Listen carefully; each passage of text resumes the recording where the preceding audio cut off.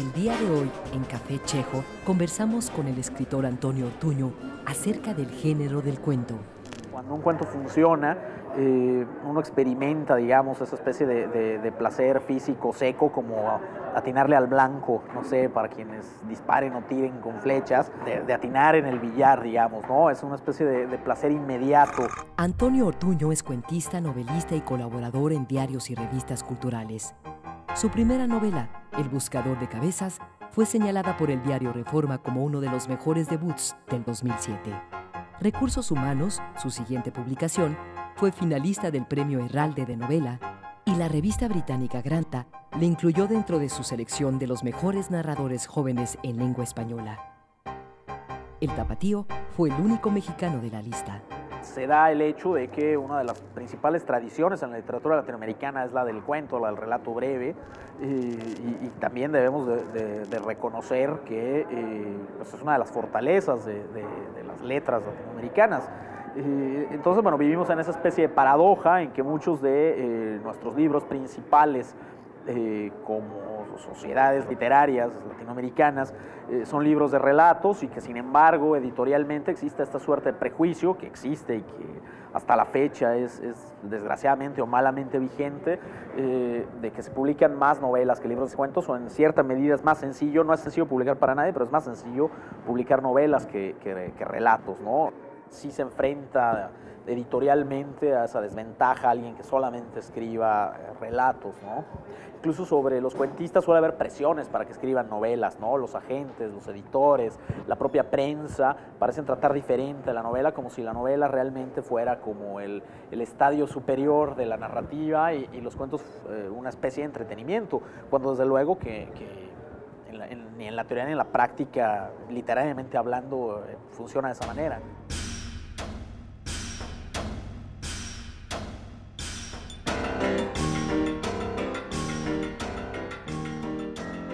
¿Qué cuento recomendarías a alguien que quisiera iniciarse en la lectura? A mí se me ocurriría, desde luego, que como tal han recomendado los programas escolares durante mucho tiempo, al menos en nuestro entorno, que una buena manera, sobre todo para alguien que ya tiene más experiencia vital, aunque quizá no haya leído mucho, pues sería leer los relatos de Juan Rulfo, ¿no? Que es uno de los clásicos de las letras mexicanas, desde luego el autor quizás más importante, uno de los más importantes de la narrativa jalisciense y mexicana. También los relatos de Jorge Ibargüengoitia, que son muy divertidos y que tienen la ventaja de que lo mismo que Rulfo, están escritos, digamos, en mexicano. Es decir, son perfectamente comprensibles para cualquier persona, aunque no tenga una amplísima cultura literaria. Parece que establece una relación muy directa con el lector desde el momento en que abren la primera página, ¿no?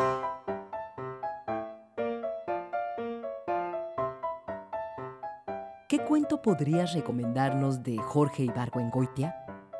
A mí hay un cuento que me gusta muchísimo que se llama Falta de espíritu scout, que narra pues, sus desventuras como joven explorador en los años 50, 40 más bien, en el entorno de la Ciudad de México, y bueno, pues en un viaje que tienen que realizar Europa junto con uno de sus compañeros de scouts, que terminan, bueno, pues provocando prácticamente una escisión dentro del grupo nacional scout, pasando toda una serie de aventuras divertidísimas. Yo creo que es un cuento que debo haber leído unas 50 veces y cada vez vuelvo a morirme de risa con la excepcional capacidad de Ibargüengoitia para narrar historias que son perfectamente verosímiles, divertidas, pero que a la vez presentan la realidad bajo una óptica tan retorcida que sin necesidad de ser naturalistas o de tratar de profundizar hasta el fondo del alma humana, nos revelan muchísimas cosas sobre el comportamiento de la gente y sobre la manera de pensar de la gente, ¿no? ¿Qué cuento podrías recomendarnos de Juan Rulfo? Mira, la colección de relatos de Rulfo yo lo veo como algo unitario. Alguna vez, si es algo que yo no comprendo, decía Emanuel Carballo que él después de muchos años se había dado cuenta que había unos cuentos buenísimos que camuflaban a los malos. A mí todos me parecen muy buenos. Quizá diles que no me maten por lo doloroso que es, porque además sigue siendo vigente en un México que otra vez a la vuelta de un siglo volvió a ser pues, devorado por la violencia social. Creo que es un cuento, a lo mejor desde luego no para un público muy joven e impresionable, pero a mí me sigue pareciendo un cuento extraordinario, ¿no? Don Lupe Terreros, el dueño de la Puerta de Piedra, por más señas su compadre, al que él juvencionaba, tuvo que matar por eso, por ser el dueño de la Puerta de Piedra y que, pues, siendo también su compadre, le negó el pasto para sus animales. Primero se aguantó por puro compromiso, pero después, cuando la sequía, en que vio cómo se le morían uno tras otro sus animales hostigados por el hambre y que su compadre Don Lupe seguía negándole la hierba de sus potreros, entonces fue cuando se puso a romper la cerca y a arrear la bola de animales flacos hasta las paraneras para que se hartaran de comer. Y eso no le había gustado a Don Lupe, que mandó tapar otra vez la cerca para que él, juvencionaba, le volviera a abrir otra vez el agujero. Así, de día se tapaba el agujero y de noche se volvía a abrir, mientras el ganado estaba allí, siempre pegado a la cerca, siempre esperando. Aquel ganado suyo, que antes nomás se vivía oliendo el pasto, sin poder probarlo. Al regresar, Antonio Ortuño compartirá su género de cuento favorito y nos hablará de uno de los escritores más representativos de este género. Ya volvemos.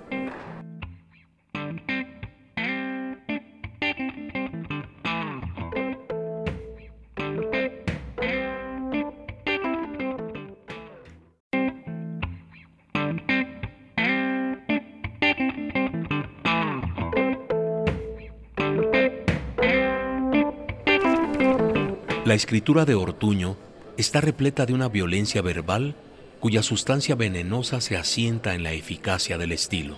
Luciana de Melo, página 12. Café Chekhov continúa conversando con Antonio Ortuño acerca del género del cuento. A mí me agradan los relatos de humor negro. Ponía de ejemplo hace rato cosas de Hinojosa o de Ibargüengoitia, hablando en términos generales algunos de los relatos de Edgar Allan Poe, relatos de Chesterton, relatos de Saki, Roald Dahl, por ejemplo, un autor estadounidense también extraordinario. Ese tipo de relatos a mí me encantan y además puedo pasarme días leyendo y releyendo esos libros, porque me parece que son literatura muy aguda, muy inmediata, en el mejor de los casos incluso muy bien escrita, pero que además, bueno, pues tienen esa comunicación tan particular con los lectores que establece el humor, ¿no? ¿En qué consiste un buen humor negro? El buen humor negro es el reconocimiento de las propias limitaciones como ser vivo y del hecho de que si bien la sociedad puede ser inmunda, como han demostrado todos los satíricos a lo largo de los años, pues quien lo enuncia en su condición de humano tampoco es ajeno a eso, ¿no? Creo que el buen humor negro es el que consigue arrasar con el propio narrador del relato, ¿no? Creo que ese es el mejor humor, el que sin contemplaciones se puede volver contra sí mismo. La risa es algo muy interesante, porque siempre es como insolente, siempre es como irrespetuosa y va en contra de todo lo que no me gusta en literatura, ¿no? Que es una cierta solemnidad, una cierta como vanidad autoasumida de quien escribe. Creo que la risa va en contra de todo eso y por eso me gusta. ¿Qué escritor podrías recomendarnos de este género? No sé, pienso en los relatos de Roald Dahl. Muchos de los narradores de esos relatos son gente que confiesa enormes imbecilidades, que se reconoce y que se asume como estúpida, gente a la que le ven la cara, que es estafada, y que es muy divertido, digamos, esa posibilidad del narrador de no levantarse un poco olímpicamente sobre lo que está contando, sino reconocerse como pues parte de toda esa maraña y toda esa estupidez que refiere, ¿no? Eso me parece que además de ser literariamente muy interesante, pues encierra también una postura ética que me simpatiza mucho.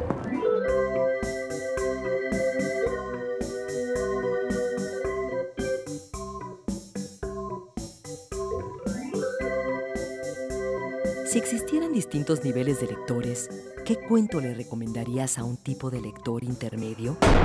Caray, bueno, yo no sé yo muy bien cómo definir a un lector intermedio. un principiante es relativamente fácil, si hay alguien que no leía y que comienza a hacerlo. Yo no sé en qué momento alguien deja de ser un lector intermedio y se convierte en una especie de lector experto. Yo me sentiría un lector intermedio porque mis lecturas han sido caóticas, completamente impresionistas y nunca he seguido una especie de programa riguroso o articulado para leer. Pienso que un lector medio es quien lee lo que le gusta y deja de leer lo que no le gusta, quien no lee por obligación.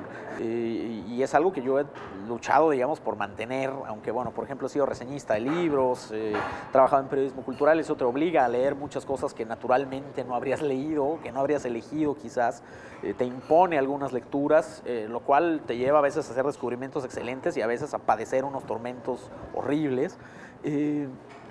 Pero bueno, me parece que la lectura intermedia podría ser la lectura por placer.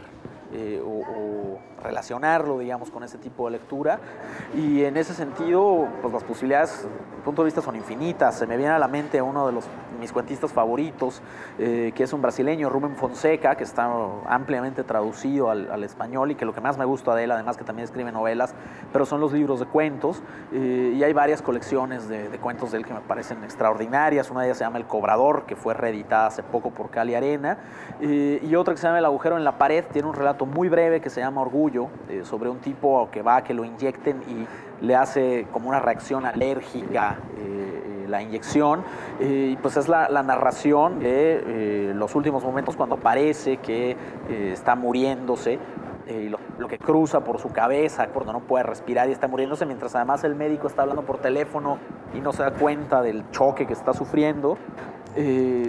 Para mí es un relato absolutamente magistral porque no debe tener ni siquiera 3 páginas, pero logra ahondar muchísimo en la angustia del personaje y en cómo, tendré que destripar el cuento para explicar por qué me gusta, pero con tal de que al descalzarlo, si se muere, no vean que tiene agujeros en los calcetines, el tipo logra controlarse y conseguir volver a respirar. Por eso se llama Orgullo el cuento, porque no puede tolerar la idea de que ya muerto lo descalcen y se den cuenta que tiene los calcetines rotos, ¿no? Es decir, apoyándose en una idea absolutamente banal, pues el tipo consigue salvar su vida, ¿no? Y eso me parece absolutamente fascinante del cuento, y sobre todo que un cuento pueda transitar, cruzar toda una vida en 3 páginas, es algo que me parece un logro literario mayor, ¿no? Insisto, eso es lo que me parece que producen los buenos cuentos. No es un cuento correcto, no es un cuento bien escrito, no es un cuento solamente bien escrito, solamente correcto, sino un cuento que conmueve, digamos, nuestra inteligencia en muy poco tiempo, ¿no? Con necesidad de una serie de recursos a lo mejor mínimos comparadamente con los que pueda poner en juego un novelista. El médico, con prisa, ansioso como alguien que va a encontrar a una novia muy deseada, mandándole que se quitara el saco, se levantara las mangas de la camisa y que se acostara en una cama metálica, explicándole que a fin de cuentas la radiografía no se tardaría mucho. Solo había que inyectar el contraste y sacar las placas. Y el médico se inclinó sobre la cama para aplicar el contraste en la vena del brazo, y él sintió el olor delicado de su perfume y pudo observar su corbata de bolitas. Y no pasó mucho tiempo cuando empezó a sentir que la laringe se le cerraba, impidiéndole respirar. Y él intentó alertar al médico, pero no logró emitir sonido alguno. Y todas las reacciones vinieron a su mente: la noticia del periódico, el saco azul, el piso de madera, las mujeres, el huevo liso de madera de su madre, mientras el médico en una esquina del consultorio hablaba por teléfono en voz baja. Y como sabía que se estaba muriendo, golpeó en la cama de metal con fuerza. Al volver, nuestro invitado nos hablará de su pasión por la lectura y de algunos de sus libros predilectos. Ya regresamos.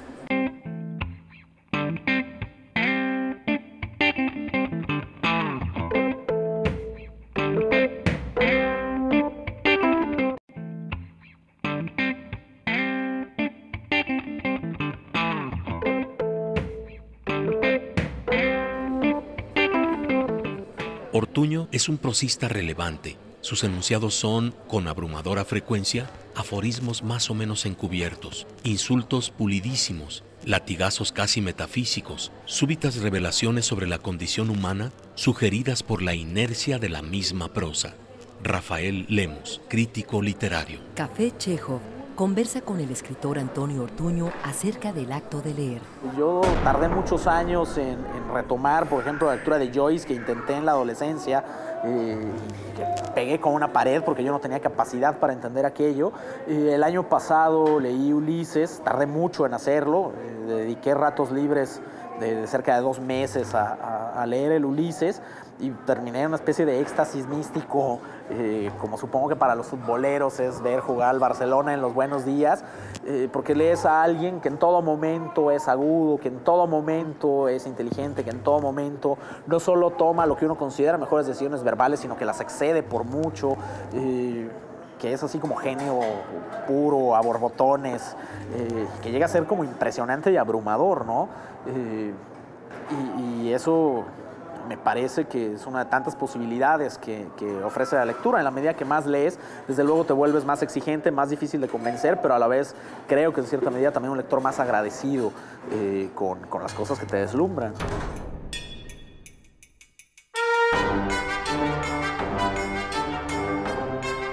Si existieran distintos niveles de lectores, ¿qué cuento le recomendarías a un tipo de lector avanzado? Hablaba hace un momento de la lectura de Joyce, aunque desde luego las obras más reconocidas de Joyce, pues es sobre todo una novela muy caudalosa que es el Ulises, pero los relatos de dublineses, creo que si los sacamos del contexto de esa obra magna que es Ulises, son una lectura de relatos que representan un reto para un lector, un reto importante. Pienso, por ejemplo, en un contexto más latinoamericano, los relatos de Fochwil, un escritor argentino, llamado Rodolfo Fochwil, pero que firmaba solo como Fochwil. También ofrecen como un reto muy importante porque un sujeto que conseguía trabajar con un lenguaje coloquial, pero a la vez muy libresco, pero a la vez no solo libresco, entendido esto como literario, como un lenguaje sublime, sino muy permeado de lecturas de sociología, de politología, muy interesado en la cultura pop, muy interesado también en, digamos, jugar con los referentes de la propia tradición literaria argentina, digamos que relatos que tienen muchas capas de lectura. Tiene un cuento, un relato largo más o menos, que se llama Help a él, que es una especie de deconstrucción muy perversa de la Alep de Borges. Me parece que es algo que a lo mejor resulta demasiado denso para un lector principiante, pero desde luego para un lector avezado pues ofrece muchísimas capas para leerlo desde muchos puntos de vista y da suficiente combustible para todos esos puntos de vista, ¿no? Hay escritores que son muy buenos escritores, pero que a lo mejor no ofrecen toda esta variedad de registros que puede tener un relato de Fochwil, ¿no? Sino que apuestan pues por un planteamiento estético y sobre todo verbal más simple. ¿En qué consiste la relación entre este cuento que nos recomiendas con el relato de Borges? Lo que sucede es que digamos que muchos de los puntos de relato son coincidentes. Un narrador que perdió al amor de su vida, llega de visita a la casa de la familia. En este caso, en lugar de encontrarse con este punto mágico en el que convergen todos los puntos de la Alep, el tipo consume una botella de droga y tiene una serie de alucinaciones terroríficas que, digamos, reemplazarían a las visiones tenidas mediante el punto mágico del relato borgiano. Entonces, bueno, juega así con los referentes del relato borgiano, pero los subvierte todo el tiempo, ¿no? Desde luego abordando temas como el erotismo explícito, como el consumo de drogas, etcétera, que son todo menos borgianos, pues, y que tienen que ver además con el hecho de que Fochwil se asumía como una suerte de némesis de Borges, personaje, y a la vez seguramente uno de los lectores más minuciosos y acuciosos de Borges dentro de la tradición literaria argentina, ¿no? Insisto, ese juego de reflejos entre ambos relatos es algo interesantísimo, pues. Crucé la Plaza San Martín tratando de invocar las sombras de los pocos árboles que quedan. Desde la parte alta de la plaza se veía el dúplex de Juncal. Miré varias veces hacia él y siempre se me aparecía Vera. Vera en la terracita cebando mate. Vera allí con uno de sus trajes de baño de 2 piezas que usaban antes, bronceándose. Vera abajo, arrancando la motito de Adolfo Laiseca, manejando la moto por la barranca de Juncal, sacándole la lengua a los almidonados de la custodia. Vera en la comunidad de Escobar. Vera en un campo vecino de la comunidad, saltando la tranquera sin permiso para buscar hongos. Vera entrando a mi cuarto, diciéndome que estaba dada vuelta y desnudándose. Vera saliendo de mi cuarto y la sombra de Vera contra el blindex empañado de la ducha. Vera esperando los llamados de algún hombre en mi casa. Vera fumando, adelgazando, dejándose crecer el pelo, depilándose las piernas con una cera negra. Vera de frente y de perfil.